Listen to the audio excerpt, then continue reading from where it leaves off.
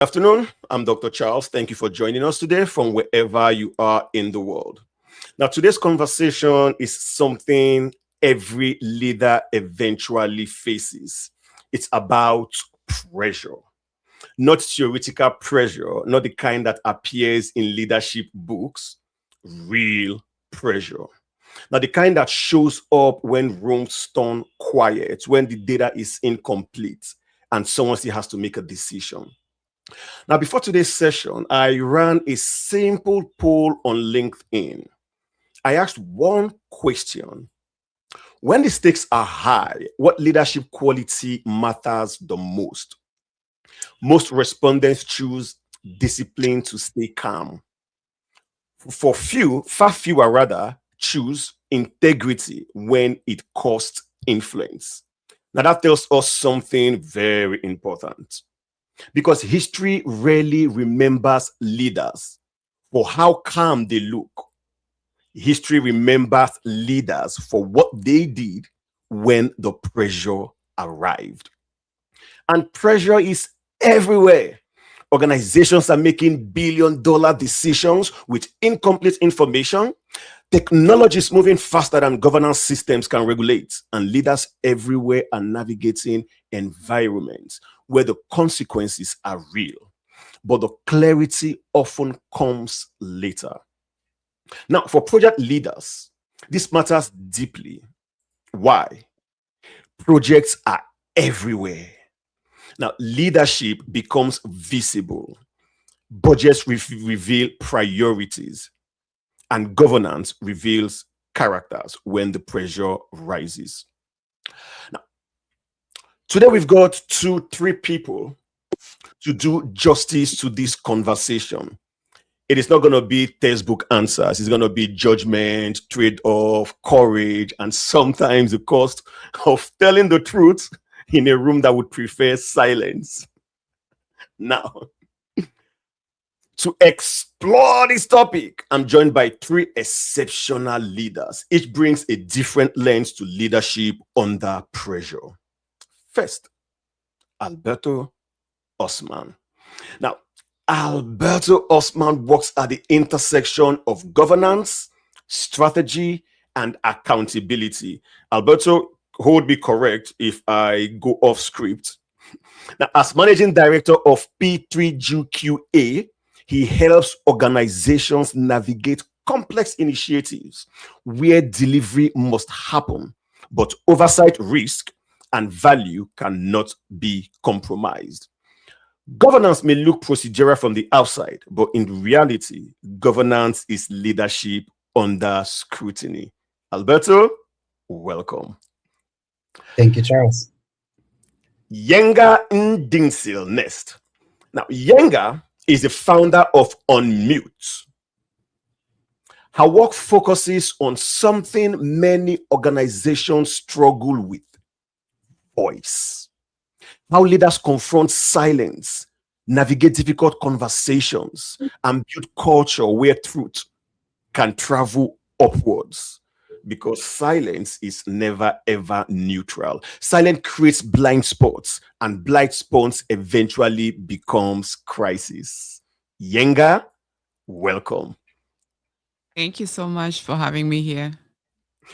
And Lee Lambert, the legend. Lee is one of the pioneers of the modern project management profession examination. He helped develop the original PMP certification back in 1981. Now, he has trained over 50,000. Lee, correct me, I think that number has exponentially increased. Trained over 50,000 professionals across 23 countries. And he has spent decades translating leadership theory into something simpler: practical wisdom, common sense, and the courage to make decisions when the textbook stops helping. Lee, it's an honor to have you here. Thank you very much. I'm very happy to be here. I love this topic, so should have a good conversation. Thank you, Lee. Now, before we move into the moderated discussion, I want to give each of our panelists a few minutes to frame this topic from their own perspective, right? Leadership under pressure looks different depending on the lens you bring. Governance leaders see risk, culture leaders see silence, experienced practitioners see patterns others miss. So, here's the prompt for the three of us. When the stakes are high, when information is incomplete, and pressure is rising around you, what anchors your leadership judgment?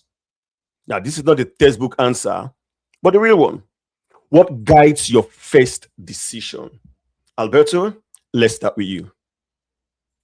Wow, thank you, Charles. And again, a pleasure to be here with Yenga and Lee. It's interesting when pressure is added to the mix. From a personal reflection point, I think I would start with asking myself what mandate I would be responsible for protecting in that decision-making context. Right? So in high pressure environments, individuals could react in different ways. We should really not pay attention to those that are the loudest in the room, if that makes sense. And remembering that we are not only accountable for the outcomes in the short term, but also in the long term. So there needs to be an integrity in that process and think about the outcomes of what that decision will have in the future. And that takes us against at looking at the impact horizon of that decision, right? So are you solving something that's short term, or you're protecting a long-term viability of a system that you're responsible for? So when you look at organizations where these leadership failures have been actually documented, you will see that they don't shy away from things like this. They do take a look at what consequences the stakeholders might have based on their decisions, right? Because in complex programs, let's say, or institutional environments, decisions are rarely isolated. They affect people in the room, then beyond the room, teams, communities, at times investors, taxpayers, right? Or future leaders that might inherit those consequences when they step into that particular position. I've seen organizations do well when they think about reversibility of that type of decisions when they're made under pressure with incorrect information. So I think that's very important. And if you have a set of principles that you can default to, if you have a good governance architecture, then pressure won't expose that. Incomplete information might, but pressure will definitely not expose if you have a good governance architecture, because then pressure, what it does, it activates that governance architecture in the organization. And then there's the personal element on high stakes leadership, right? But it does require some discipline to slow down in the moment when everything seems to be chaotic and the pressure is mounting for you to deliver at speed. And there needs to be that four-pillar thinking of what are we defending, what's the mandate, what's the horizon, what's the impact of that decision, and how will the organization or institution live with that decision strategically 5 years from now, if it's at this at that level. So I think that would be a concise overview of how I see that challenge. Yenga, over to you. Now, when the stakes are high and we live in a VUCA environment, there is volatility, uncertainty, complexity, and ambiguity. And right now, it's an era of big data. The information flow is rapid. Now, but rapid yet still incomplete. What anchors your leadership judgment? Oh, thank you so much, Charles, for this question. And it is so important because, like, when is when is it ever that we have all the information, all the data? Like if that was the case, that would be like the perfect, like it's the easiest way to lead. If you have everything on the table and then just to make the decisions. But we find that that's always the case. Oftentimes, it's in those moments where things are incomplete. So high stakes leadership, I think for most leaders, it's most common than we can even think about it, because we are always faced with incomplete information. And for me, I feel that when that comes, or when that happens, when the information is incomplete, leaders have to fall on something that is bigger than just and deeper than just the data. They need to fall back on their values. What are their values? And for me, high stake leadership um, is not really about the perfect information, but rather it is the reality that most difficult decisions happen in ambiguity. And also, it is asking myself, where are my values? How are they aligned with what I'm about to take as a decision? Because it is in those moments that leadership becomes less about the authority and more about the character. A lot of the big and great leaders that we are thinking of today, we're not remembering them for the decisions that they made, but rather on how they stood up for their values and how they were able to use integrity to guide their values. So in moments like this, I ask myself three things that guide my decision. And the first is values before velocity. Like I said, you are having the pressure to move fast. Everything is needed yesterday. And we are also looking at damage control. And so I ask myself, what decision allows me to remain aligned with my values and also the dignity of the people? Because, like I said, at Unmute, it's more about the voice. The voice is not just the audible voice, but it's also the psychological safety, the place that people occupy within the organization.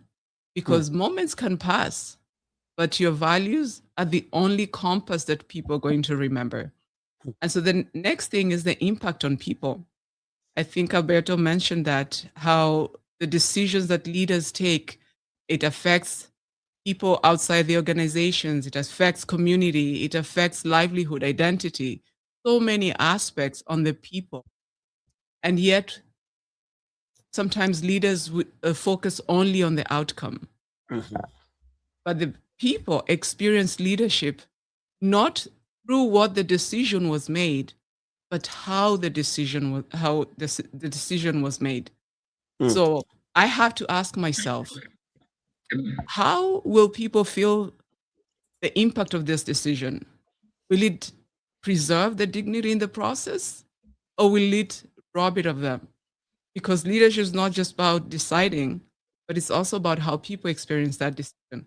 And so it doesn't matter whether it doesn't mean that people have to agree with our decision. It doesn't mean that I have to make a decision that makes people happy, because leaders are not there to be people pleasers, but really to remain firm. And then the last thing is long-term trust. Yes, decision can be short-term, but the long-term consequences, we've seen decisions that have taken years to repair because they left such a long-term impact. And that's where people will ask themselves, can I trust this leadership tomorrow? Why do we have elections every 4 years here in Canada? It's because people did not trust what the previous. So it's like politicians are doing campaign because they want to get the trust from the people. But that's where the importance of the decisions that we make. Will the people trust that leadership for tomorrow? So even if they don't agree with the decision, but will they trust that it was done in a fair manner, in an integral manner? And yes, because at the end of the day, leaders may not control all the outcome, but they control where the integrity guides the way. And to your point, Dr. Charles, when you're talking about you had the least number of people for integrity, because we think of it as an afterthought. Yeah, so I'm just going to pause here. I knew you were gonna go there. Lee, Yeah, just to tease you out. let's take your thoughts, Lee. Lee, you've got the floor. Yeah, this is a very interesting topic for me. I think that one of the things I learned long ago. Now I'm 80 years old, so I've been around a little bit longer than you characters have, and I've been in a position to be responsible for leading people in very important projects, important in companies' eyes and important in public's eyes. But the idea of ethics really has been the thing that has powered my thinking in terms of making decisions. What I always concern myself with is, will my decision have an ethical impact on anyone that's involved in that process? And I feel very strongly that that's an issue that we need to pay attention to.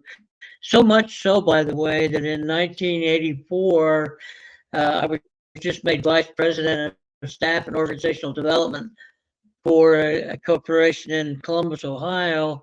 And I was told really by the president, my leader in that case, to get rid of some people in the organization. And no one knew why, other than that he didn't like them. And so he said, well, you're the new VP, that's your responsibility. So I said, let me do some research to see if there's justification for getting these people furloughed, and then I'll get back to you. Well, I found out that there were 5 of them, and all 5 of them had averaged 4.8 on a 5-point scale over the last 4 years. So I had no justification from a performance standpoint. So I went back in his office and said, I'm sorry, I can't do this for you. He said, what do you mean you can't? I'm telling you to do it. You're my vice president. Do it. Well, at this particular time, I was forced to make an ethical decision. I mean, I certainly could have done it, but to me, it was completely unethical. He was the president of the company that brought me there to start the division. So I owed him some allegiance, but I didn't owe him my principles. I didn't owe him my ethics. And so that day, it was June 7th, 1984, I quit. That's how strongly I felt about the ethical decision. And when I left, I got cards from people that worked there that said they wish they'd have had the courage to do that because they'd been faced with similar situations. So courage is a big factor. I mean, I was a fast riser, and here all of a sudden I'm walking away from my career because of an ethical issue. I think we have to make those kind of tough judgments. And a lot of it depends on how good your particular leader is. I mean, we're all leaders to some extent. And if I've got a bad leader and he doesn't do the things that I believe are ethical, are professional, then I have to take the responsibility to be accounted upon. One thing I learned early on was if you're going to be a leader, the one thing you have to have are followers. If you don't have followers, it's easy to be a leader. And as soon as they detect weaknesses, ethical issues, as soon as they detect that, then you've lost a lot of your reputation, if you will, for being a good leader. So I think we have to pay attention to that. I think the ethics play a much bigger part than we like to admit they do. All right. Thank you, Lee. Now let's start the moment. Let's start this conversation with the moment every leader eventually faces, right? When the room is waiting and a decision must be made. we found that apart from projects in life, one of the greatest challenges we face are decisions made at pace, right? Decisions made at the right time with the information that you have. It is never complete. So, Alberto, let me take you to a situation where many leaders recognize, right? You're sitting in an executive steering committee. I know you belong to lots of these committees, right? And the program status is being presented. The numbers look optimistic, but Okay. privately, your team knows that there is some underlying risks. Now, no one else in the room challenges the narrative. The CEO asks a simple question: are we comfortable with where this program is heading? In that moment, do you correct the narratives in the room and risk undermining your peers, your teammates, or do you escalate that issue later with your team? Because again, it depends on how you escalate. You could erode psychological safety within the team. Depends on how you also respond. You could be seen as um, withholding information that is pertinent to the project. So, how would you respond? What does leadership integrity look like in this situation? Well, it depends on the context, but I think you have to use uh, any means at your disposal in that particular time to at least instigate a discussion on why those potential risks are not being discussed. Right? And there are many ways that you can engage that board in a dialogue in which that psychological safety, if it's not there, can slowly emerge. So at least you have to hint that there are potential risks that are not being discussed. In other words, why is everyone silent about this, right? Silence can sometimes be strategic. I agree with that, but if it really drives, if your silence is driven by discomfort, I find that later on it can become expensive. And there is something inherently off if there is a broader knowledge of these issues across the different board members and no one is escalating it, right? So I would definitely find ways to surface that and bring that conversation to some sort of a starting point during that particular meeting. All right. Find a way to bring that conversation into as an agenda, right, in that meeting. So that is a good one, Alberto. Now, research on decision making under pressure shows something fascinating. When the stakes rise, leaders are often tempted to protect alignment rather than pursue accuracy. But high reliability organizations do the opposite. They reward early descent because early descent prevents late disaster. I'm still with you, Alberto, here. How does a leader create that space when the room itself is uncomfortable with descent? Well, I think there are multiple forums in which you can tackle that. I don't think that a board meeting is the right place for you to challenge that, right? There are different rooms and conversations that perhaps they have to lay the groundwork for that to take place. Mhm. So not particular context, but definitely there are multiple mechanisms that you can leverage to surface those issues. Remember, if that information is critical, board meetings should be making decisions. They're not status updates, right? They're not there to get a status update, or it's not a stakeholder exchange forum. If that particular governance body is designed to make decisions, then that agenda has to contain decision making points. What is the output of that meeting? We're there to get decisions done, not discuss updates, not surface issues, right? Issues So, should already been crystallized into action points that those board members should be able to vote on, make a decision on. so in essence, context really, really matters, right? It does. So, Yenga, I'll come to you. When the pressure rises, what happens to truth inside organizations?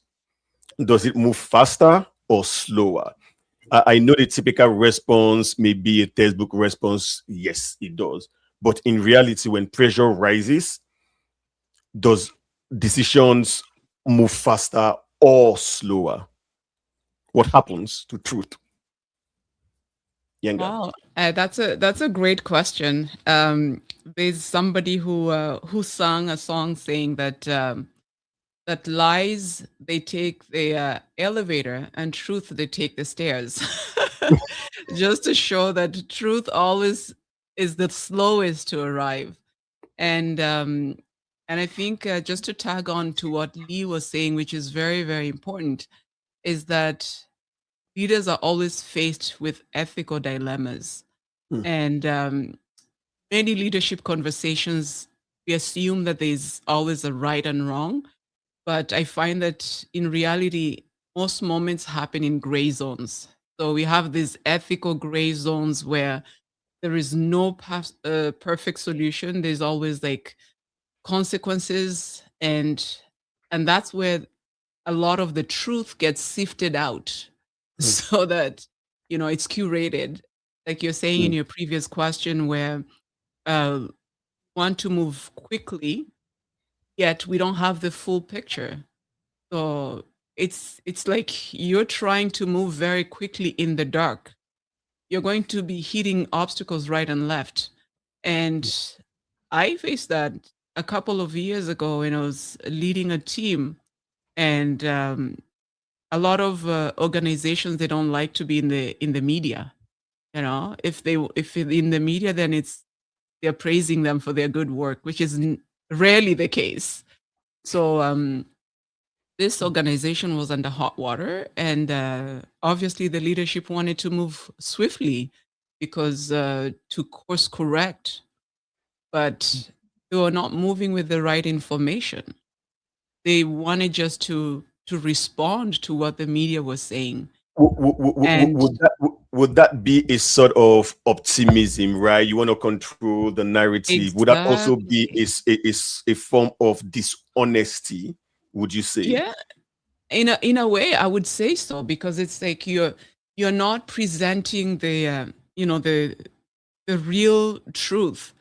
It's like somebody saying, I was working a couple of years ago in a group where they said, "Oh, our diversity numbers have increased by 50% or by 100%," but it's because they moved from one to two. And it's still when you look at the bigger picture, it's like, wow, you have an organization that has 100 people, you had one diverse person. So yes, you have increased by 50%, but it's just you have added a second person. So you see, it's like, yes, they might say it's truth, but it's not truth. It's because we want to move fast, want to I have. respond, want to it's always what I was talking about, velocity over value. Mm, And that is the biggest challenge. So I think as leaders, we need to face the truth, because then you can have a complete picture, and think quickly is not always the right thing. It's great. making sure that truth always slows us down. It always does slow us down. I, So, I would pause you there on the issue of truth always slowing us down. Lee, mhm. what does a leader do when the system itself discourages honesty? I was reading a book somewhere and I can't actually remember the title, and it says A player leaders would employ A players. B player leaders would not employ B players. They would employ C or D players, right? Because they can't stand some sort of challenges. They can't stand some sort of someone knowing more than them. Now, that brings me to the question: what do you do when the system discourages honesty? Lee.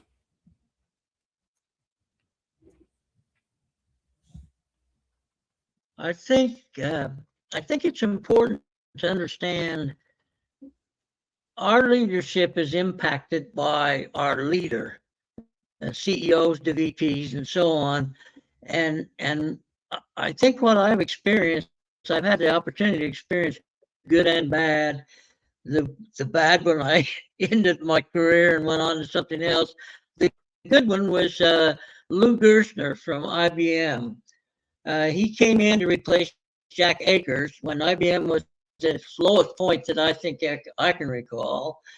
And he came in, and one of his first proclamations was, "We will use project management on everything that we do at IBM." And I worked with a young lady named Carol Wright, who was my specific leader.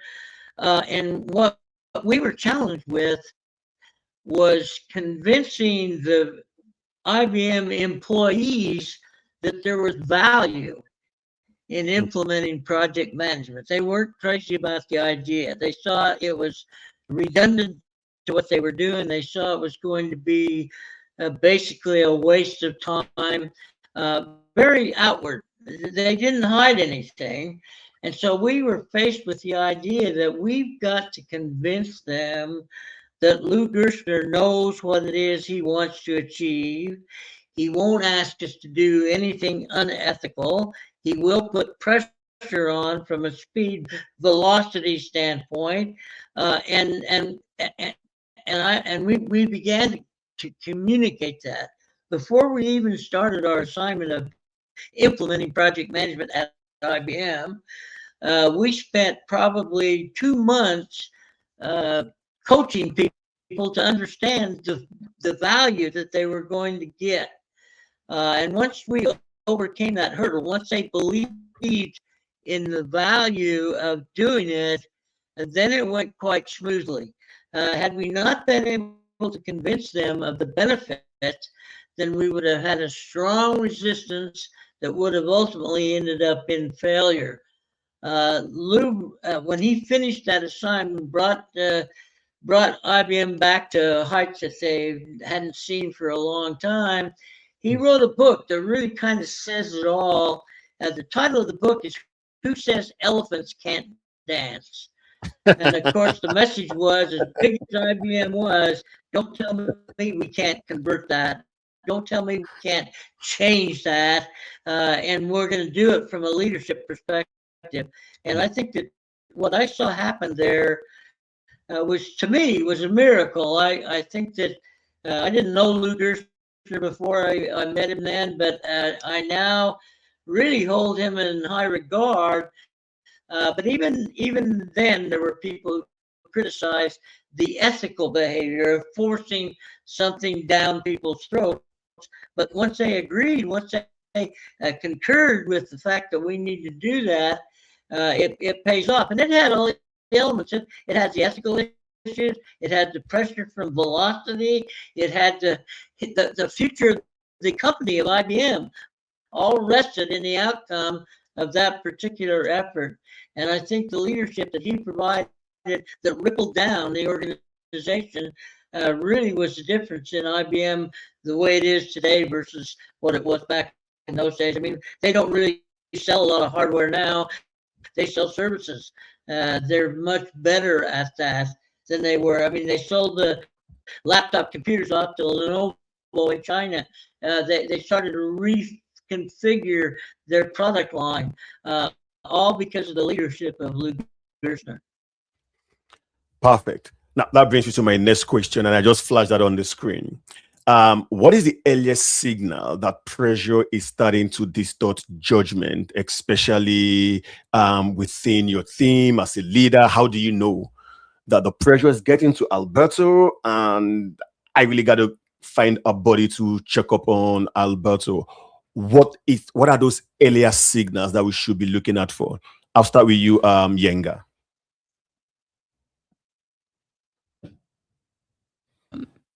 All right. So I think the earliest signals is when everybody's just agreeing with everything that we're saying as leaders.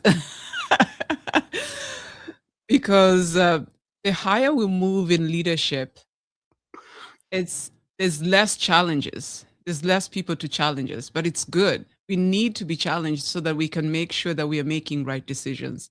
Hmm. So when everybody's agreeable, that's already a first signal, because you can't have two people, even like you go out with somebody, like you always disagree on what to eat. So if you have a full room and everybody's agreeing, as leaders, we should, that's the first signal. Hmm. Why are we all agreeing? And if they give good justification because it's a good idea, then fine, we can move forward. But oftentimes, that's usually, for me, it's a first signal Hmm. of something might be off.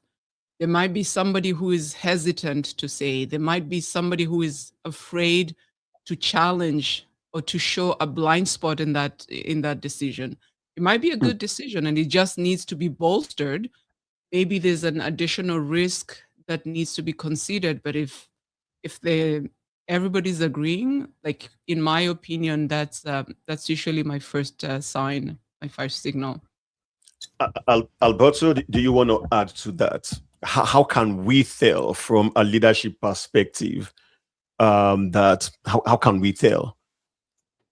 Well, Yeah. I agree completely what Yenga said, and I think you need to know the people you're working with, and if you have a good working relationship with that group, you will definitely notice the silence, right? Mhm. Healthy decision making is always about challenging assumptions and querying things, and if things go oddly silent, as Yenga said, then Hmm. there's definitely a red flag there that you can recognize. Okay. So, Lee, do you want to add to that before I jump to the next question?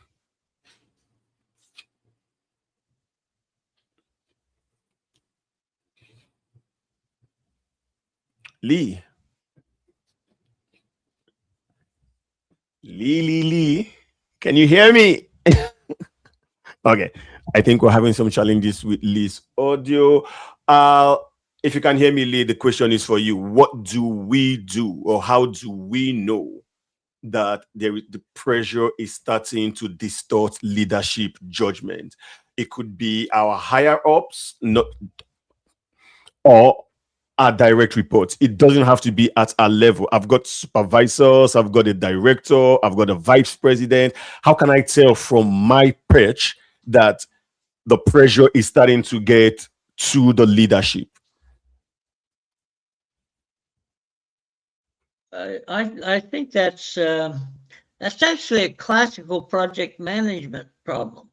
And as I look at the project planning process, uh, if I use that and start to see cost overruns, start to see people being out sick all the time, cost to see people missing milestones, you've got to see that you've got some kind of an inherent problem developing. The problem we've had in the past is we didn't have good data like we have now with AI. If you're using AI, I can predict things are going south much sooner than I ever was before. And Mhm. then when you do the analysis, you can begin to see why. What's the problem? Is there a skill set problem? Is there a misrepresentation of the objective problem? There's so many ways to identify, but then the leader has to take action. And that's the problem. I mean, we can define the issue, but if then we don't do anything about it or don't make recommendations, the value to the organization is somewhat skeptical.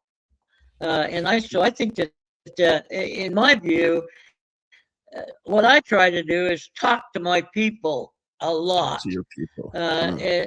I'm respected as a leader. I've built high performance teams. I've done some great things, and it's all because I talk to my people. I understand what's on their mind. I understand what I'm doing that's giving them a problem. I really communicate much more than most of the people I know that have my job. I think we need to give the workers credit that they know what they're doing. And that they expect us to provide the capability, the cover, if you will, for that to allow them to do their job. Keep the bosses out of it. let us do our job. And I think that's what we need to do. Thank you, Lee. Is it just me, or is the audio coming out a little bit choppy from Lee? Did it sound choppy on your end, Alberto? Or is it just on my end? All right. So Lee, you may want to fix your mic or get a little bit closer so we can hear you clearly. Now let's move into something more uncomfortable. Most leadership failures do not begin with dramatic mistakes. They begin with small compromises, a softened message, a delayed escalation, a decision that feels slightly wrong but seems easier in the moment. And over time, those compromises accumulate. Now, Yenga, imagine an organization where everyone knows a program is drifting. It could be an organization, it could be a country, it could be a country's economy, right? But conceptualize this in a way where you're able to provide a lived response. Imagine a project, an organization, a situation where the project is drifting, the deliverable is drifting, the goal is drifting. Everyone knows about it. The iceberg effect. Why is it that it's the CEOs that are the last to know when a project goes south? Regardless of what we say, the iceberg effect is very real. Now, in formal meetings, everything looks nice. Dashboard looks green. No one wants to be the person who will disrupt the narrative. How does silence take root in organizations like that? And how does a leader recognize the moment when speaking up is no longer optional? Now, we talked about silence. How do we recognize the moment where I've been silent for a while? But the truth is, within all of us, we're all leaders. It's either you're leading yourself, you're leading your family. You can choose to be silent. But there comes a point where that silence becomes too heavy. How do you recognize that moment when the silence becomes heavy? You know that speaking up in the way and manner you want may burn some bridges because you're just passionate about the business or you're passionate about the goal. At what point do you know that I really have to speak up? And what is the driver for speaking up? Yenga. Wow. This is a very personal question, even though it seems like it's hypothetical. For me, it's very personal because I lived it. I lived it a couple of times. I lived it in the sense that I had to be the voice for a lot of people. And, but it came a point, I was actually leading a big project. And you're talking about how silence has kind of slipped in very quietly. Yeah. We see it, it's a conditioning. Silence is a conditioning. We are always conditioned to silence because it's easier. It's manageable. It's more manageable than speaking up, than things like that. And I'm actually finishing a book on that, so be coming out shortly, where I really talk of how it's inherited from our upbringing, and then we are conditioned even in coming into our workforces. And then when we come into the workforce, no wonder people always have to self-edit when they're talking. It's like you're backspacing your own before you even bring out your thoughts out loud.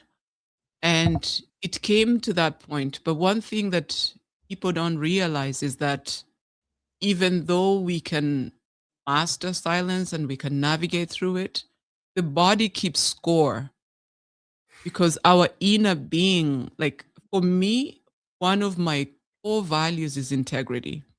And I always make it a point whenever I go into a new organization, I make a point to let my managers or my senior leaders know about it, and I let my team know about it, so that whenever I make decisions, they understand where I'm coming from. It is from the point of integrity, because that's my anchor.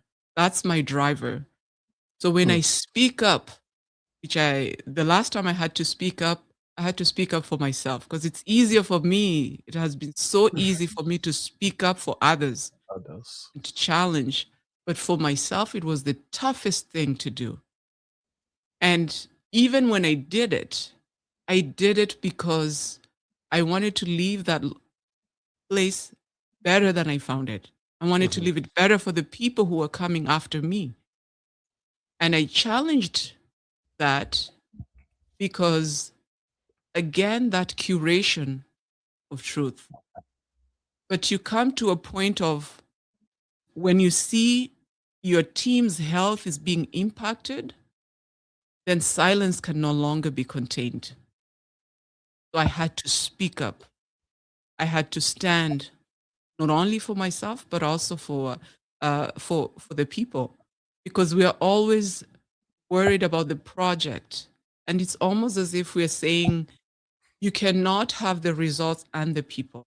So we focus so much on the results and we neglect the people. But if we take care of the people, the results are going to follow. So we can, in essence, we can have both. But with silence, it's like, you're seeing people burn down. You say, keep pushing. Let's go. Let's go. But you're losing people in the process. Let, So that, let's quickly come to you, Alberto, because she's talked about the people aspect, but in projects, in programs, and in portfolio management, sometimes if that people aspect is not explicitly covered by HR policies, we can decide to use some sort of governance to take care of that people aspect to some level, right? So how does governance structures ensure that truth can move forward without fear, especially in environments where silence is a precursor to non-inclusive leadership and there is this council culture, even within organizations? How can we, you are a governance expert, you design governance for organizations, how can we start or imbibing or introducing governance structures that would ensure truth move upward without fear? So that's a question for you. How do governance structure ensure this? How can they ensure this if they are not currently in place? Alberto. Well, if you have a good governance structure in place, which is ultimately about effective and efficient decision making, you definitely have in place the optimal design for the decisions to be made on a project program or at a portfolio level. Then an important element of that is that you have accountability. So who's accountable for the outcomes of that investment? Who is responsible for certain things to deliver those outcomes? That's part of a good governance system. And about empowerment. So empowerment is very important. So let's say if you have a person that's accountable, you need to empower that individual to make decisions, because there's nothing worse than having someone who is accountable for the outcomes or responsible, but they're not able to make decisions on it, right? That's when you see a project sponsor, let's say, that is getting his decision vetted by a higher trained in the structure. But it happens, Alberto. It happens all the time. We find that that decision at pace is almost not there at all levels So across all sort of programs. why bother? You can take a very personal approach to this in any normal relationship with another person. And if you're responsible or accountable to do something and you voice out your decision on that and it's constantly overridden, but yet you're told you're the one who's accountable for this or responsible, it makes no sense. Then you just disengage in the relationship. So governance is about implementing process, people within the organization. And if the impact of your decision is not being considered, then you disengage, and that's how things erode. Oh, So okay. Good governance system should be focused around empowerment, clear decision making roles. Good governance system should be focused around empowerment, clear decision making rules, a proper RISI, a proper RAM.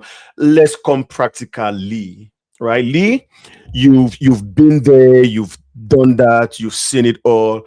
Alberto says a good governance should actually provide some psychological guardrails, right? Should also provide some some some protection for truth speakers.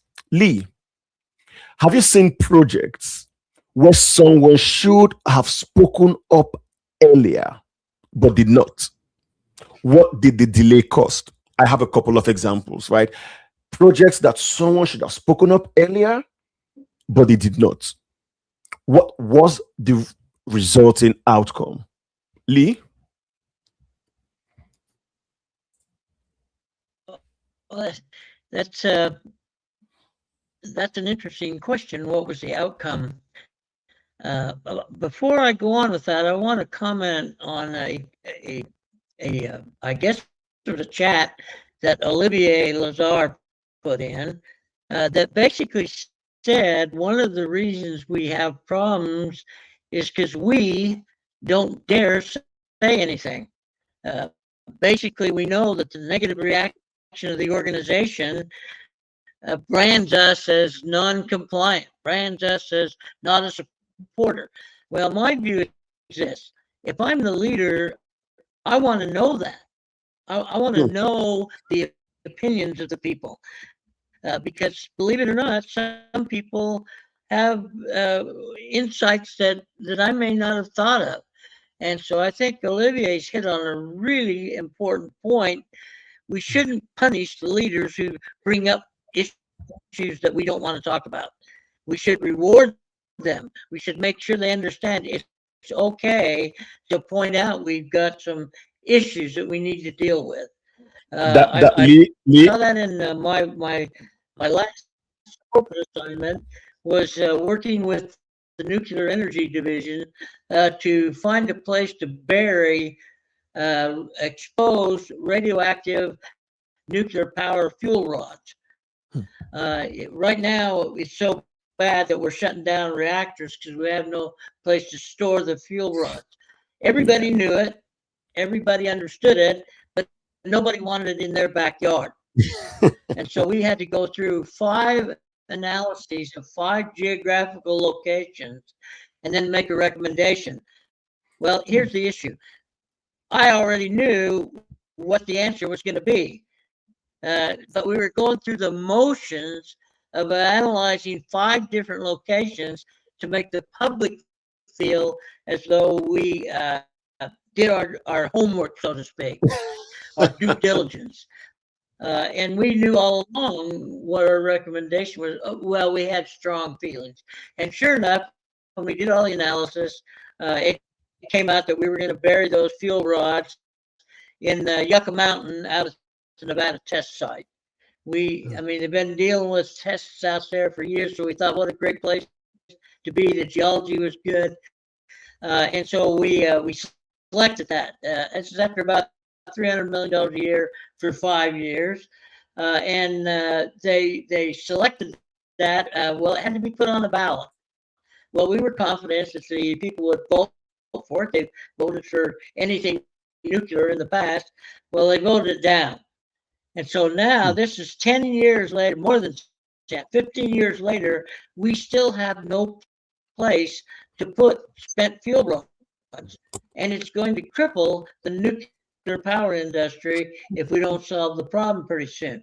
Leaders knew it, but none of the people in the political side. So you got to remember, you have so many followers that you really, it's difficult to keep track of where everybody is. But it's the duty of the leader to understand that and to understand the impact of his or her decisions before it happens, not after it happens. okay. Now, That brings me to an important one. Is loyalty to an organization ever in conflict with loyalty to the truth? Because you mentioned it could, we all knew what the problem was, but no one wanted to surface the challenge. So I've seen this in organizations where loyalty is in conflict with loyalty to the truth. Right, that's ethics. I've seen a transition. I've seen a new government, what I call it a new government. I've seen new leadership come into an organization, right? And the truth was not surfaced on time because my loyalty is to the organization, the current organization. Now, will surfacing the truth, how does it cast me in light, or how does it place me with the new folks? Right. So that brings me to a three-pronged question. And for me, this is very personal. Is loyalty to an organization ever in conflict with loyalty to the truth? We talk about ethics all of the time, but how many times do we actually live or practice the ethics? Now, that's the number one part of the question. Now, can leaders maintain influence after challenging the system? And when does diplomacy become avoidance? Yenga, I'll let you start with this. Then Alberto, you attack it for whatever angle, and then finally Lee. If you've got personal anecdotes, let's hear the personal experiences where loyalty to the organization was in conflict to loyalty to the truth. Yenga. Yes. Loyalty to an organization, if it's ever in conflict with loyalty to the truth, I wouldn't say it always, but it will happen. Because there's sometimes, I mean, the organization itself, it does defend truth. So as such, you will be able to have that loyalty to the organization. But what's funny is that oftentimes we are always loyal to the organizations. That's why we have people that have been with the organization for so many number of years because of that loyalty, and sometimes even changing jobs or even developing themselves so that they can have better opportunities. They don't want to do it because of that loyalty to the organization, and not necessarily because the organization has truth or they're there because of truth, but it's because of maybe their livelihood, protecting their livelihood. And I think we have a tendency, just as human beings, to be safe, protect ourselves. Like our brains are wired to protect us, and so to take a courageous decision and stand with truth when you know it's going to cost you, like Olivier was saying, the default that the brain is going to send you to do is to stay safe. And that's staying loyal to the organization instead of being loyal to truth and defending truth. And Has there been a time, Yenga, when you were loyal to one at the expense of the other? absolutely, absolutely. There was a time where I had to stand for what was truth. I had a senior leadership actually wanted me. I was having an issue with an employee that was managing, and her performance was not right. Not and I was a new manager there a couple of years ago, and so I brought it up. I rated it according to truth, according to their performance, and it went up, and so there was a grievance, and so one of the senior leaders sat me down with another director and said, let's just take an easy route here. We can just give whatever it is that they want. Sign off on the performance, saying that they have passed and this and that. And I said, I cannot. My integrity does not allow me to do that. I say that is not the truth. I said, I have information here. You have information. So I cannot do that. And I was challenging like 2 senior levels. Why? Because that is not the truth. So I think we need to be bold as leaders to stand with the truth. There's always going to be a cost, regardless whether you stand with the truth or not. So are Okay. you willing to take the cost? The cost of standing with the truth, whether it's going to cost you even maybe your job, like in the case of Lee, or standing with the truth of and not standing with the truth and have the cost of bearing that shame. How can I look at myself in the mirror and knowing that I didn't do the right thing? You know what I'm saying? That you live with that every day. So I don't know how people can be able to live with that just out of loyalty to the to an organization. And then just quickly to the last two, when you say, can leaders maintain influence after challenging the system? Absolutely, because people will actually look at that quality, what you stood up for. I've seen instances where, because of standing for truth, some of my former staff that I was leading, they were looking for opportunity. They had moved to other places, which were looking for senior management, and they were recommending my name. So it's like, it is important to challenge, and influence still remains. And the diplomacy over no, we have to really be bold. Okay. We talk of empowering others, but we cannot empower others if ourselves we're not empowered and walking in empowerment. I see Lee smiling like he wants to jump on this. Lee, Yeah. you've got the floor.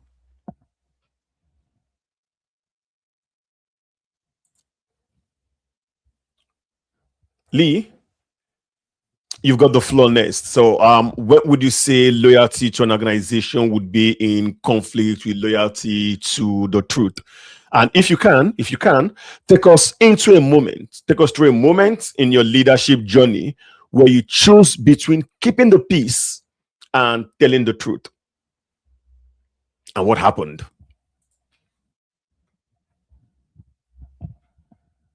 Lee, the floor is yours. Well, the problem is they're afraid to tell the truth. If there's a negative impact on the project overrides the truth. I've seen it happen dozens of times. Yeah. If I'm the leader, I want the truth.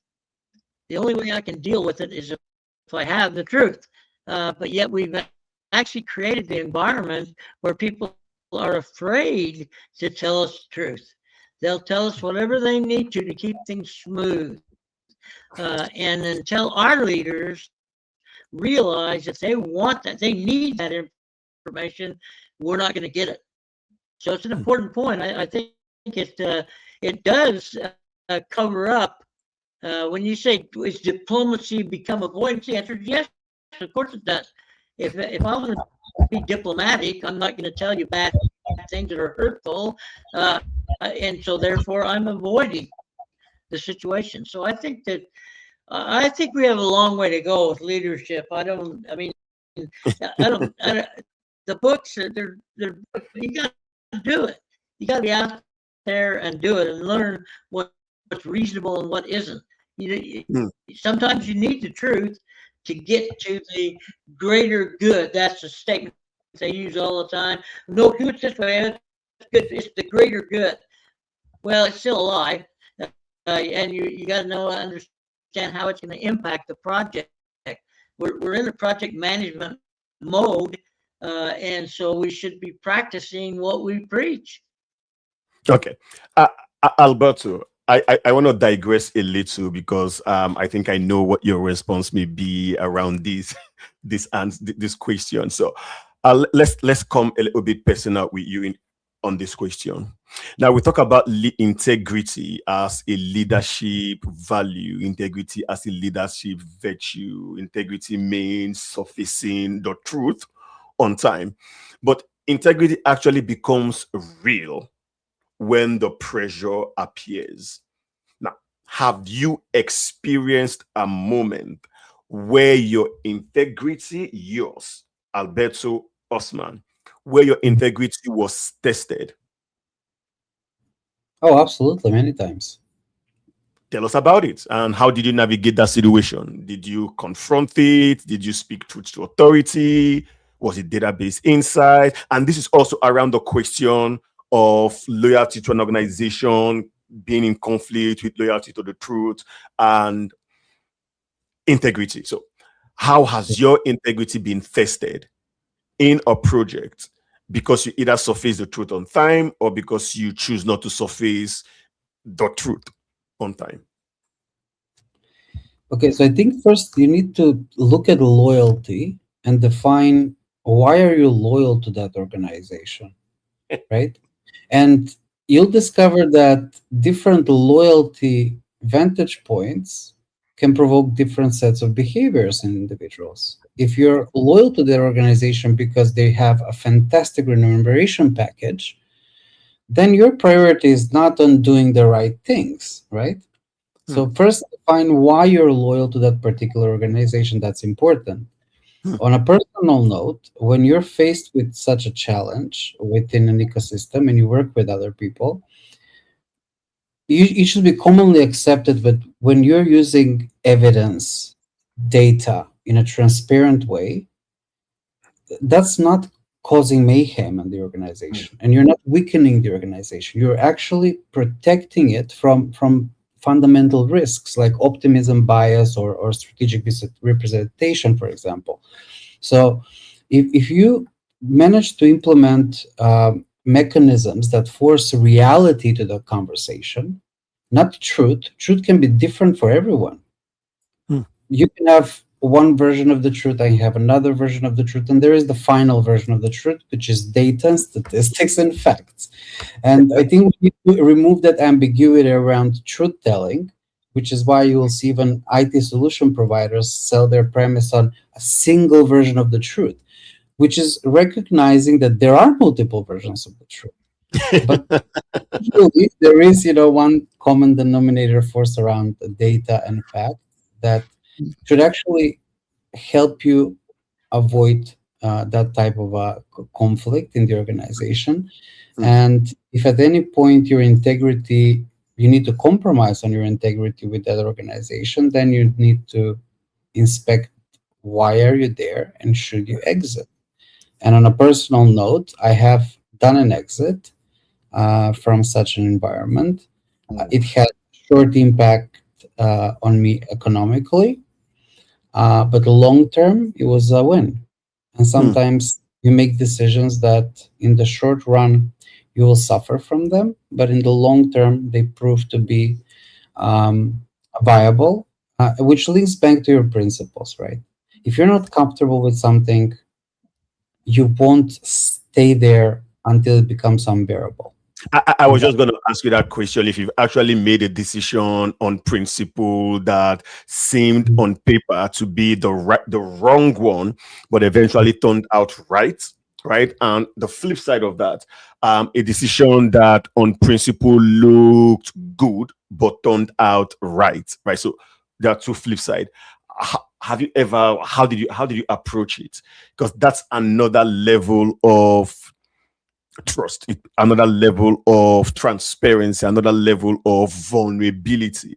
It's opening up that this decision in hindsight was not the right one. Alberto, walk us through a scenario. Can you rephrase the question again? Again, I lost you. Can you walk us through a scenario, a situation where you made a decision that in hindsight was the wrong one and it affected the project either positively or negatively, right? That's on one side. And on the other side, has there been a decision that you thought, I think this is the wrong one, but in hindsight turned out to be profitable? Now, this is also around the aspect of risk appetite. Walk us through one of the situations if it exists. Well, I've never made a decision that I thought it's wrong and turned out to be right. So I don't have a scenario for that. But I have made the decisions that are wrong based on wrong data, wrong assumptions, right? Incomplete information, misleading directions, sometimes even being overly optimistic about certain parameters of the environment that you operate in. And you just need to move on quickly from that lesson learned, right? I made the right decision with the best set of information I had at the time. And you don't need to go through that cycle of questioning yourself. Well, I would have made it different. Yeah, you would have made that decision differently, but 2 years later, with a lot of Yeah. other knowledge and experience gathered. So it's not healthy to cycle back to that. And there are organizations that actually do that on a systemic level. So they need to get past that, learn the lesson, understand that that decision at that point in time was made with the best of their ability and the information they had at hand, and just capture what could be improved in the future and move on. All right, Lee. Lee, the next question is for you because it's digging deep into your wealth of experience. Now, after decades in the profession, you must have seen moments where a leader's career was defined by a single decision. A leader's career defined by a single decision. A moment where the easy part and the right part were not the same. Can you take us into one of those moments? Not the textbook version, the real one. Have you seen where a leader's career was defined by a single decision, whether they took it or they did not? Lee.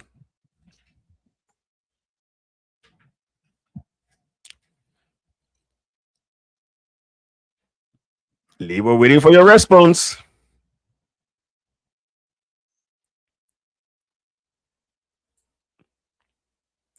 Okay.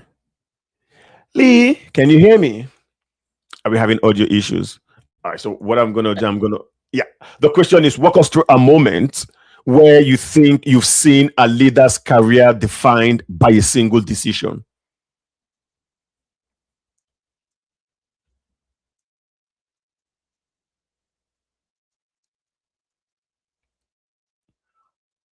Okay, Alberto, I'll circle back to Lee with that. Yenga, a moment where a leader's career was defined by a single decision. By a single decision. Wow. Hmm.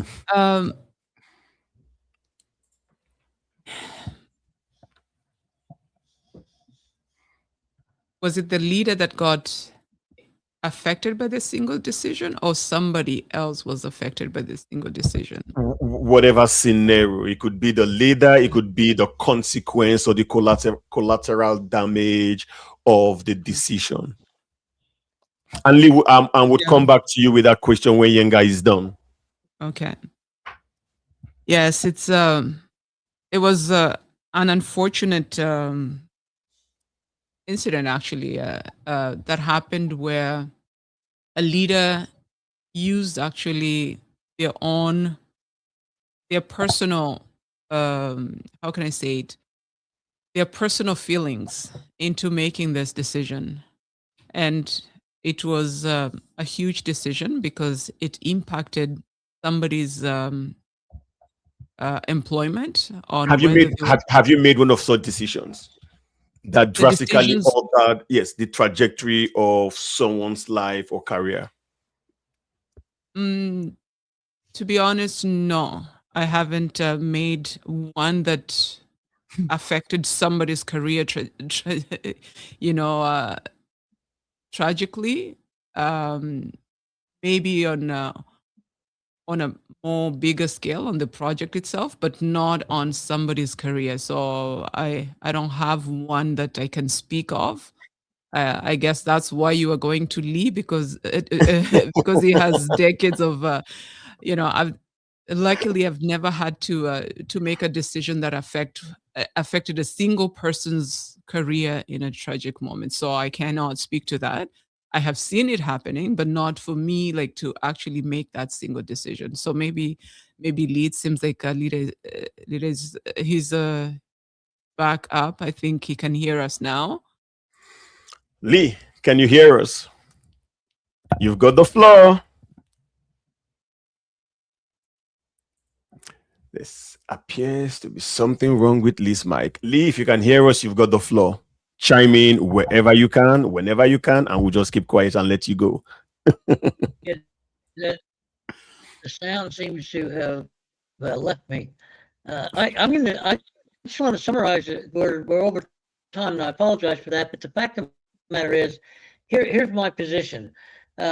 You can read about how to be a leader. There's a lot of books out there that tell you the things that you should do. Most of them are correct. The problem is becoming a leader, being able to practice. That's why I say the amount of years that I've had certainly give me the opportunity to know what works and what doesn't work. Young people coming up don't have that experience. They read about it, but they don't necessarily know if it really works. So I think you should first of all understand what leadership is, how it works, and then second of all start practicing it. Start doing the right thing. Start being mature in terms of your use of the process of project management in a project environment. And I think we can increase and improve our leadership capabilities substantially. Thank you, Lee. Now, leadership eventually forces people to confront who they really are. Alberto, was there a moment when you discovered something about your own leadership character that surprised you? Oh, there are moments like that all the time. I think as you mature as a person on an individual level, you surprise yourself all the time with what next year brings, and this, of course, compounds the experience that you gather, different situations you run into. So definitely, you discover surprising things, but fundamentally never startled by a change. You might realize, but I don't think someone is so deeply unaware of what their true character is that they see, oh, this was mind blowing. I think it's gradual. I think certain people have the capacity to mature through experience and process, and certain people don't. So they go through the same scenario and challenge multiple times without kind of emerging on the other end with another mindset, another set of thinking parameters around what would happen next. It's very personal, but I have never discovered something about my leadership character that overwhelmingly was surprising. No. Okay. How about you, Lee? Do you want to take a stab at that? Was there a moment where you discovered something about your own leadership character that surprised you? Yeah, I experienced this. I mentioned it to you earlier. When I quit a very substantial career position over a leadership issue, I felt really good about that until I got home and my wife said, "You did what?" Because that surprised her more than it surprised me to give up a very high-paying, influential position because of 5 guys that they wanted to fire that they shouldn't. So yeah, that surprised me. It made me happy, but it surprised me. So you actually didn't know you could stand up for the truth in that way and manner. I love that your conscience spoke deeply to you in that situation. Yenga, how about you? Yeah, I'm laughing because it's almost the same thing. Like for me, and I learn every day. I discover aspects of leadership every day that I wasn't even aware of. And one of the things that I discovered through leadership was like the fairness for me. Whenever there's injustice or something like that, it just rises up in me and it makes Triggers me you. bold, and I stand up for things because for people who know me like from years ago, since I was very young, I'm a very, very shy person, extremely shy person. So leadership has brought out in me courage that I never even thought. Like for me to even speak to you guys here, it's unbelievable. And just a small anecdote: my husband, when whom we are married now for 30 years, before we met, they came to visit us at our home because there was a group of musicians, and I was so shy. I couldn't pass through our living room. I had to go out. I was going out to church. I had to pass through the living room, but I was so shy that I actually went in the back of our house. We didn't have a backyard where you can go out in the back door, and I climbed the roof. You can imagine. I climbed the roof. We had an avocado tree in front of the house, and I went through by the avocado tree just because I was shy to go through the living room where there was full of guests and they're all guys, and I was just shy to go through. So it's just things to show how like leadership is going to bring out in things like you never even thought that you had never even thought that the character in you. But yeah. Yeah, Alberto, situation where a small compromise slowly evolved into a much bigger ethical issue. What did that teach you about leadership vigilance? It could be a small ethical issue, such as a key project resource suddenly being alienated from the project. We see that a lot of time. We think we cut communication, we stop inviting them to meetings, that suddenly their calendar looks a little bit more sparse. Now, have you seen a situation where a small compromise slowly evolved into a much bigger ethical issue? It always is a small compromise. I knew you were going to say that. It always is. So in several client environments, it starts with something small like, delivering bad news in a softer way, or, let's go with adjusting a milestone a little bit, or let's not escalate this, right? So when you look at those things separately, they may feel reasonable at the time, but the problem is that they accumulate over time. There is definitely that accumulation, and that leads to a distortion of reality gradually. And then, those small issues, when they actually kind of compound and accumulate, they have different effects in the organization. At one point, the senior leadership starts receiving a picture that's no longer kind of a reflection of the real situation, right? And then, in organizations, this vigilance that you call about preventing that ethical erosion, it never starts with the big decisions. It starts with the small one, with the small rationalizations, and you have excellent mechanisms to actually, uh, you know, build guardrails around that. You have an independent challenge, right?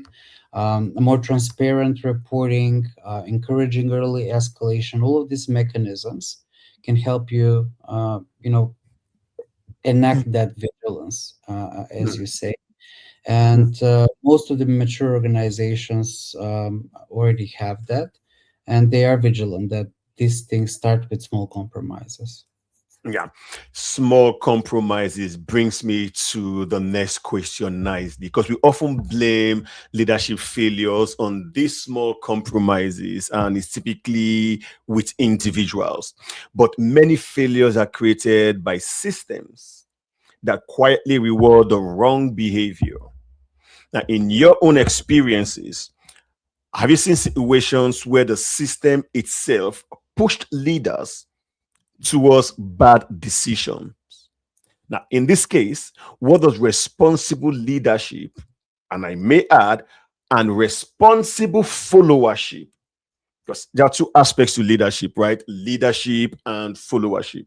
Now, what does responsible leadership look like in this environment? Yenga, you've got the question on the screen to make it easier to conceptualize. I'll leave this with you, then I'll come to Lee when you're done. Yenga, the floor is yours. Yes, absolutely. we always have the tendency of passing the buck, so to speak. Yep. Whenever there's a, there's failure, we'll always blame it. But I think true and good leadership is also the ability to own mistakes, the ability to say we are wrong in this, to acknowledge that, uh, and that is also demonstrating even to the team and the followers that we lead that yes, a leader can also be wrong and Mm. make course correction on that. So when we quietly reward the wrong behavior, that is showing that we want to make sure that we are just aligned with what is easy, what looks clean on the outside. And I've Mm. seen institutions whereby it was actually the system itself that was pushing towards that. I give you an example uh, where I was hearing a very senior leader talking uh, to a couple of new staff and telling them, "I want you to make sure that you are indispensable, that you do this." And so I was appalled. I was like, how can you tell people to become indispensable? You know, because that is not the right way of training people. It's not the right That's a mindset. business risk. That's a business risk It's right a there. Because business yes, risk. it's a business It's a risk. business risk. And we have seen where also like the decisions themselves that are being made, it's like completely the opposite of what is for the better good of everybody else. Business. Yep. So in terms of responsibility, like the responsibility of the leaders in environments like that, it is to be able to have transparency. I think Mm. that is the biggest key to saying, hey, this is a tough situation.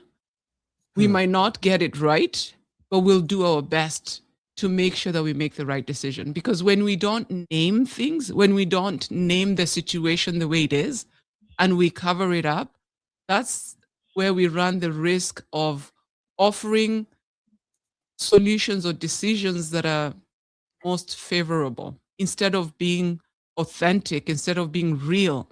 Because people want the real deal. They want the real truth, Mm. and how you deal with it later on, it's up to the person who is receiving it. But having the transparency of saying this is a tough decision that we're navigating. We may not have it right, but we'll try our best and communicating. I'll give you Mm. an example right now, like in the government is there's the workforce adjustment that is going on right now. It's a very, very complex time. It's very difficult for leaders right now. But the transparency in it, that is what's going to help people navigate through that. Mm. Instead of Mm. taking decisions and there's a lot of underrepresented groups that are feeling that they're going to be the target. Yeah. Yet we're telling everybody that no, no, no, no, it's going to be done in a fair way. So we want to make sure that we demonstrate that what Mm. people are saying is different from the decisions that we take.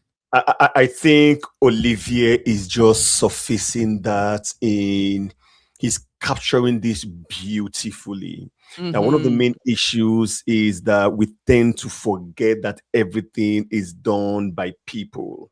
Block Yes. recently laid off over 70% of their work Hmm. staff, right? Claiming that artificial intelligence would be able to replace these workers, right?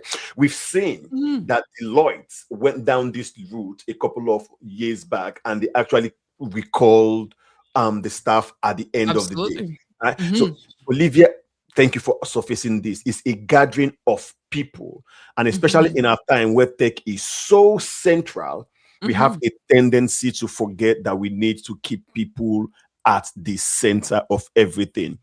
Hmm. Alberto, you still have those questions to respond to. Sorry, come again? You still have the question to respond to. We often bring leadership failures on individuals, it's on the screen, but many failures are created by systems. What does responsible leadership and followership, I dare add, look like in this environment? Well, I think that the problem with incentives is real, and then it doesn't really matter what type of leadership skill set you have. If the wrong incentives are in place, there's nothing you can do about it. And that's a very big challenge around systemic failure when it comes to incentives. Mm, And I don't think we're even close to solving that, mm, neither in the private or the public sector, because basically what's incentivized and rewarded will reinforce always. And at the end of the day, the reality is that people still have to navigate through these systems and conform by a certain set of restrictions in their mm, behavior, right? mm, So you can truth telling up to a point. And I think organizations really need to think about how that incentive structure is designed. Does it drive the does it encourage the right type of optimism, right? mhm, And when they're designing those reward systems, how far ahead are they're looking? That's really important. What's the impact on the horizon when they're making that type of a structure for incentivization? Something completely unconnected with project management. I yep. think in India they had a challenge with a certain type of snakes. They've been reproducing very fast, and they were dangerous for the communities. So the government, I think, put in place a program where they would pay people that catch these snakes and put them down into these centers. And then they realized that there are quite a few entrepreneurial minded people who started breeding. So they created a bigger problem. So they started breeding snake, turning them in so they could get the compensation, monetary compensation. And when the government stopped that, they just released the snakes, which Mm, tripled their profit, right? mhm. So incentives really are important. You need to structure them properly, and you need to think through the consequences of how changing that incentive structure will Mm. have implications on your environment or the business. Thank you. Could I just add on to what Alberto was saying? Of course. It's important. Like I like what you're talking about, the incentives themselves, because I've seen even in some organizations where they were actually rewarding people who were working, overtime. I had somebody saying, a manager was saying, "Oh, I logged in and I saw an email that came in. It was on Sunday at 5 and this and that." And I'm like, "How can you incentivize that?" And they wanted to give them actually, like we usually call them like instant awards. And they wanted to I said, no, because Mm, that's not the well being. Like, if this person is working 7 days, you're breaking them and just mm. rewarding that. You're sending to the entire team that we need to work outside of our hours to be able to get recognition. So, just to speak to what you're saying, we have to be careful on what we incentivize. Totally agree. Lee, you've got the next question. You've had a front I'm row here. seat to the evolution, yeah. So Yeah, the I question is saw for that. you. Well, you might expect I have an opinion on this. To me, this will sound kind of strange. The evolution of the leaders in the world that I deal in has not necessarily been that positive. I think that the reward system is all out of whack. I think that now there's an information base that could substantially improve the leadership uh, Mm, if they'll be allowed to use it. That's the problem. And mm, so most of the really good leaders I've had some really good ones. They led with their gut. yeah, yeah. And it was basically because they'd been in the business for a long time, and they had feelings, if you will, of things that were going to happen based on prior experience. And Mm, decisions were being made without supporting data based on their perception of the need. So that's kind of changed now, especially with AI. We think AI can do everything, and we're finding out it's just another tool. But I think that leaders, I know I'm personally really getting accustomed to using AI to give me information to help me make better decisions. help me be a good leader. So I mm, think if we are utilizing our capabilities and the speed with which AI is moving, it's going to be unbelievable. I mm, think our leadership skill will become very good. Then, if we look at the upper level, their leadership skill needs to be also repaired a bit to understand it's okay to say you're wrong, and then be able to explain why. But at this point, I think people are still reticent to make waves, if you will. I think they still mm, try to keep it smooth, maybe mm. expand a little bit, but basically we're seeing a lot of the repeat of what we saw earlier in the process of leadership. It's substantially it's not gotten a lot better. I guess that's what I'm trying to say. I don't think Mm, it's really mm. improved that much. Alberto, do you want to add to this? What have you seen between the leaders you saw, either you observed as a young man growing up and you looked onto, right? And how do they compare with now that you're in a position to actually influence decision making? There was something I used to say, like the uncle I criticized as a young boy, I've now become that uncle. Like growing up, I had uncles, they were outside the country and I expected them to act a certain way, pay the black tax, do some certain things. And I complained.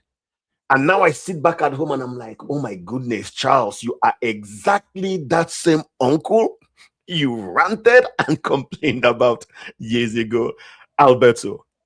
So, what have you seen?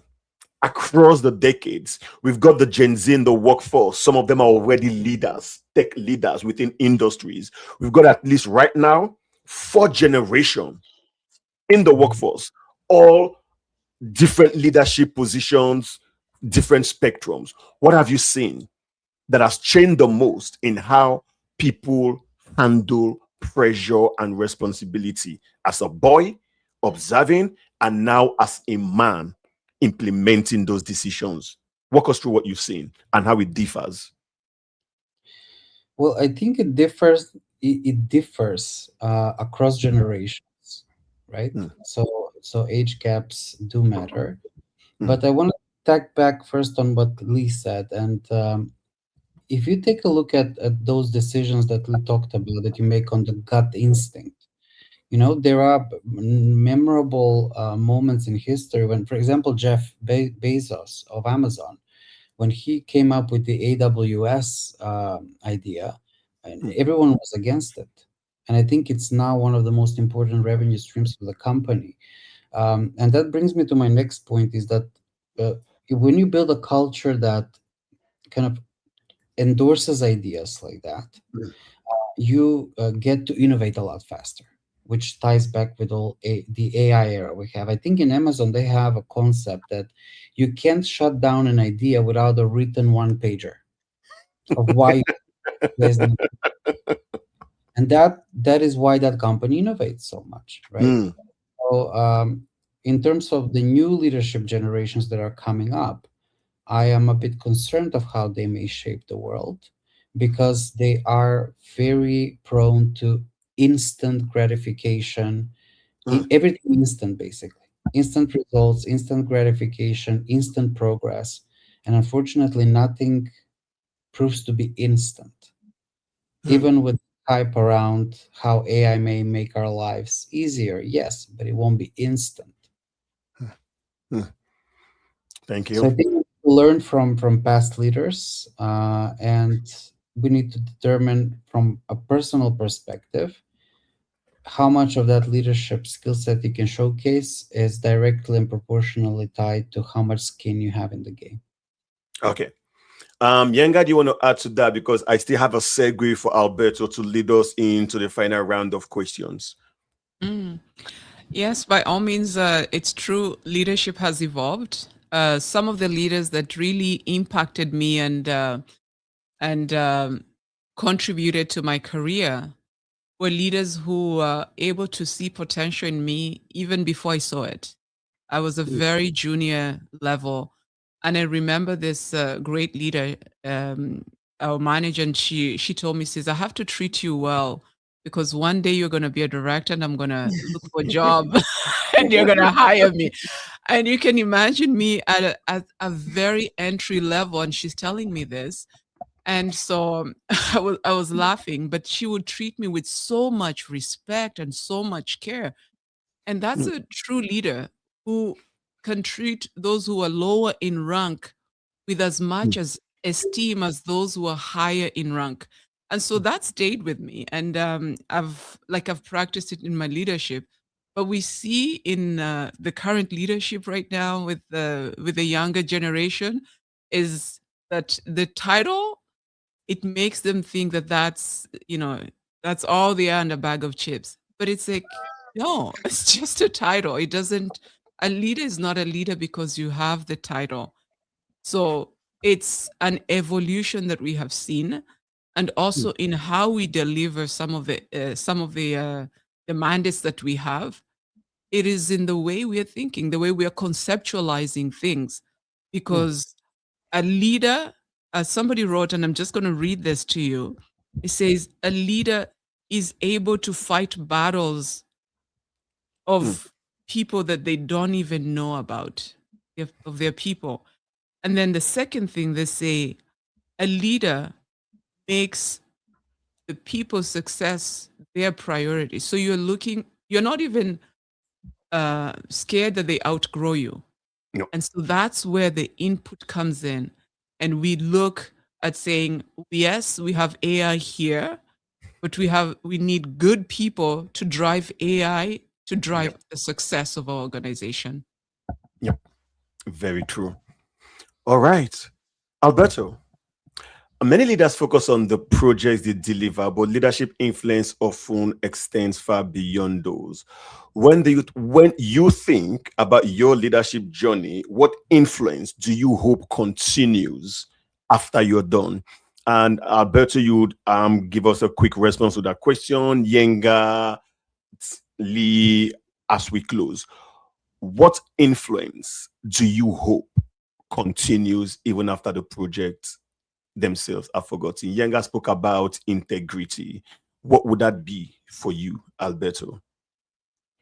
Well, considering that projects are temporary, right? Mhm, And it's a continuously evolving set of projects you're involved with as a leader, you want to make sure that you can influence the organization to focus on, good, honest reporting, good escalation mechanisms, because that mindset around how decisions are made transcend beyond that individual project you might be working on at that particular moment.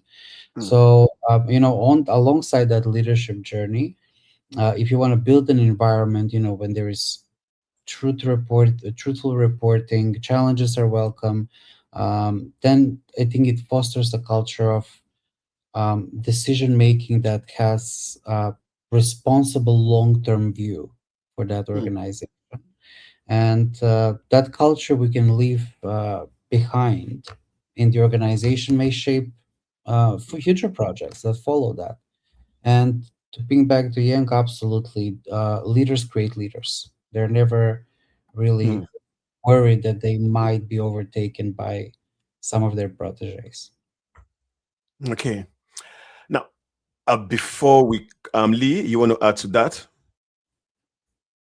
What influence do you hope continues after all said and done?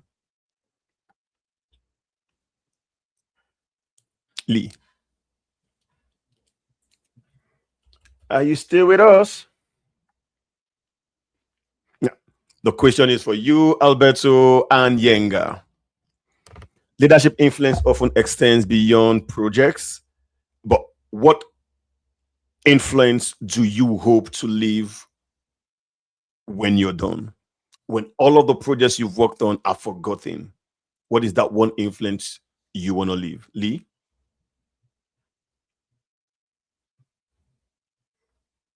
I think one of the problems we get into these days is that we think the project's done when we deliver the project.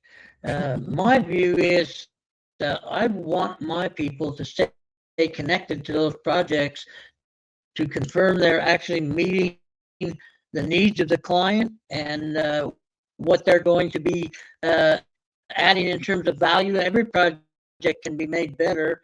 I had the luxury of running a project for a medical diagnostics group in Indiana, $1 billion company. We completed a project that changed the marketplace. It was superior to anything else out there.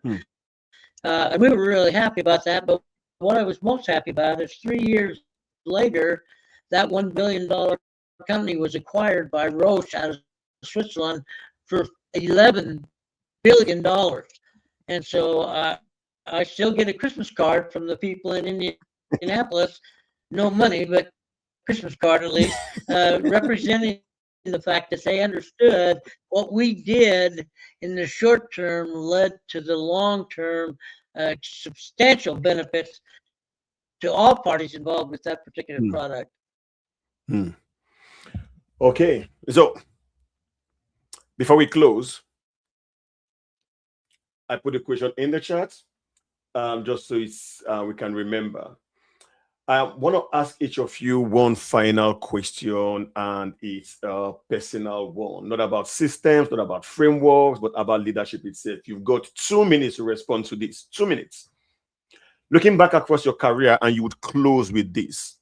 Looking back across your career, is there a moment where you now realize you had more influence than you thought you did? Was there a moment you had more influence than you thought you did? And what would you have done if you knew you had the influence you did? Yenga, let's close with that. Is there a moment? Because we say most leadership is by influence, not really by authority. So we could actually have more influence, more power than we think we do until we realize that. Right? Was there a moment you realized, I think I actually have more clout. I am bigger than I think I am. What did you do with that knowledge? Yes, I mean, I was just going through my mind because there's different moments that have gone through, and you think yes, but from the conversation that we've had today, you have maybe already realized that I am very close to the people, Yep. and one of the projects that I did, I think it was 2 years ago or last year, I'm a little bit fuzzy, was that I have a passion for youth. So we had put through, when I was a director, we had put a program where it was just supposed to be a one-time project of for Black Youth Conference that I wanted to bring for across the federal government here in Canada. And it's not only just for Black youth, but we wanted also our allies to join in.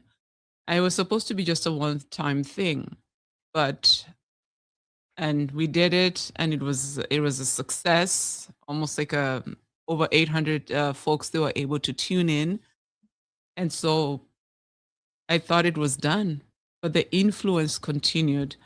And to this day, some of the I get messages on the side saying how that conference transformed their lives. And now they're actually doing a second edition, and they want to put it that it's every year. And it's not just for Black youth. Now there's a whole allyship that has been built behind it. And it's becoming now a culture shift. So for me, my desire after a project is done is asking myself, what is that ripple effect that is continuing in people's lives? Because if we just do a project and it's done and it's gone, it's a checkbox exercise that I'm not comfortable in, because a leader is supposed to always be passing the baton to the next people to carry it forward and to make it grandier than it was originally. And that's what we see even in terms of innovation. Like if we were stuck with the phones just on the wall, we would not be having cell phones today. So it is being able to push it and to make it better, and just to influence so that they can be able to think bigger and also to think responsibly. So, because sometimes when we think bigger, it's more about reputation or about glory of the individual carrying the vision, but it has to be beyond that person to have a more ripple effect. Is that your final word for the day as we come to a close? I What mean, what my friend, what do yeah, you want to leave us with? You may decide to tweet the question by a user. What do you want to leave us with as we my round up? yes, my final because we've been talking about high stakes leadership here all along, and it's just to let folks know that it is not about getting every decision right. It is about making decisions in a way that people can still trust you tomorrow. Mm, Because what we see is that in those high stake moments, leaders may not control all the outcomes or the every each and every outcome, but they can always control whether integrity guides the way. with So that I would just insight. like to leave you with that. Yeah. So a leader may not be able to control all of the outcome, but at least are able to ensure that integrity guides the way. Because with integrity, there is psychological safety, there is a feeling of being seen, there's a feeling of being heard. Thank you, Yenga. Thank Lee, you. what would you leave us with as we round up today? Yeah. You may also want to take the question from one of the audience. And Um, yeah, Lee, you've got the floor. I'm going to deal with your question first. The moment that my leadership light went on was when I did stand up to the CEO, tell him no, and pay the consequences of that. The reason I say that's when I stood up that particular situation is because it spread like wildfire through the organization that I stood up to the CEO for the truth. And the cards and the calls and the things that I got as a result of that made me realize this is an important role. This is something that can change the lives of many people that I come in contact with. And so I still to this day really spend my time, almost all new projects, I hold private meetings with all the individuals on the project to ask them, what do they look for in a leader? What are the kinds of things that pay value for them? And then I try to use those. I try to let them understand. I listen. I don't just ask questions and then not listen. I listen. And when I listen, I try to meet the needs of the individuals. The only problem you run in with that is that some people see that there's a treatment being given to Bob that, hey, wait a minute, why am I not? Well, you didn't tell me that was important to you. And so I try to find out what's important to people and then try to fulfill that to the extent that I can. It's paid huge dividends. I've done it in sports coaching and in all kinds of environments. And it works. It works. And so that was a big day when I quit my job and stood up to the CEO. I guess that was needed. And that is why you are a legend. Alberto, what are you leaving us with? Well, I'm just gonna close off on that with what Lee said and just draw that I wish what I would do differently is definitely in some situations intervene earlier. Intervene So earlier. yeah, don't wait for the perfect moment for speaking up or trying to bring more clarity to a situation. The earlier you do so, the better. And I think when it comes to influence, sometimes it's not about what you say, but when it is being said. So It is not when what you it's say. said and not what that matters in the long run. It is what is being said that matters in the long run. So as we bring this conversation to a close, I want to return to where we started. At the beginning of the session, we talked about pressure, the kind of pressure leaders face when the stakes are high, information is unclear. And what we've heard today reminds us of something very important. Leadership is really defined by the easy moments. It is defined by the difficult ones, the moment where judgment matters more than the process, the moment where courage matters more than comfort, and where responsibility matters more than reputation. Now, behind every project, like Olivier said, behind every program, behind every decision, there are people. People affected by what we do or what we choose not to do. High stake leadership is not simply about delivering results, it's about how those results are delivered, like Alberto said. It's about the integrity of the decisions made along the way, like Yenga said. Because ultimately, leadership is not measured by what we build, it is measured by the trust we leave behind. Like Lee standing up and losing a good paying gig just because he wanted to do what was morally right. One, pressure rises. Leaders do not simply manage complexity, they reveal character. So, I want to thank our panelists for sharing their perspective today.